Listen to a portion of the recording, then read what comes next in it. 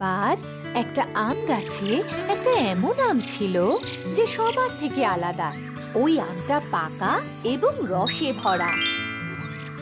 ওই আমটা চিন্তা করতে পারতো, আবার কথাও বলতে পারতো। একদিন আমটা ভাবলো, একটা কাজ করি, গ্রামের আশেপাশে ঘুরে আসি, একটু মজা করে আসি। সবাই আমায় দেখে একেবারে অবাক হয়ে যাবে। আমটা গাছ থেকে নিচে পড়ার পরে গড়িয়ে গড়িয়ে এগোতে থাকলো।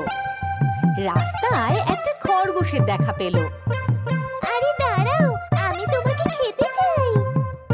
তুমি আমায় খেতে পারবে না, কারণ আমি হলাম এক জাদু আম। আমি তোমার আগে পালাবো, তুমি কি করে আমায় খাবে? এই কথা বলে আম দ্রুত গতিতে গড়াতে গড়াতে দৌড়তে লাগলো। খরগোশ ওর পিছনে পিছনে খুব জোরে জোরে দৌড়তে লাগলো। দৌড়তে দৌড়তে খরগোশ বলল, আমি কিন্তু খুব জোরে দৌড়তে পারি, দেখবে আমি তোমায় ধরে ঠিক খেয়ে নেব। হ্যাঁ হ্যাঁ, চেষ্টা করো। তুমি যত জোরে দৌড়চ্ছ তার থেকে তো বেশি জোরে আমি দৌড়চ্ছি। দৌড়তে দৌড়তে খরগোশ হাঁপিয়ে গেল আর ও আবার নিজের জায়গায় ফিরে গেল।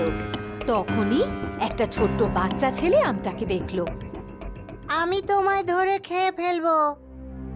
তুমি আমায় খেতে পারবে না, কারণ আমি হলাম এক জাদু আম। আমি তোমার আগে পালাবো, তুমি কি করে আমায় খাবে?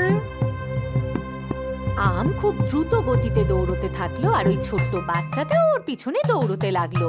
তখনই একজন মহিলা এলো আর বলল, কি সুন্দর দেখতে আমটা, আমি এখন এটাকে ধরে খাবো।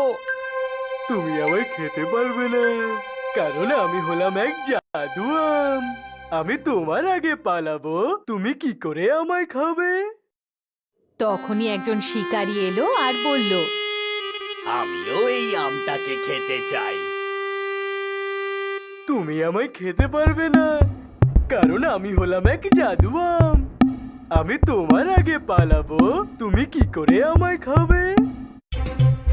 আম জোরে জোরে দৌড়তে লাগলো আর ওর পিছনে এক ছোট্ট বাচ্চা, আর তার পিছনে এক মহিলা, আর সবার শেষে এক শিকারী। এতটা দৌড়ানোর পর আম ক্লান্ত হয়ে পড়লো। আমি ঘাসের মধ্যে লুকিয়ে পড়ি, তাহলে কেউ আমায় খুঁজেই পাবে না। আম ওখানে ঘুমিয়ে পড়লো। বাচ্চা, মহিলা আর ওই শিকারী আমটাকে খুঁজতে খুঁজতে ক্লান্ত হয়ে পড়লো, আর তারপর সবাই নিজের বাড়ি ফিরে গেল।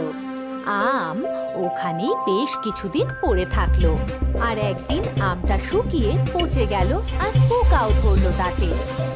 তারপরও ভাবলো, যদি আমি কারো সুস্বাদু খাবার হতে পারতাম।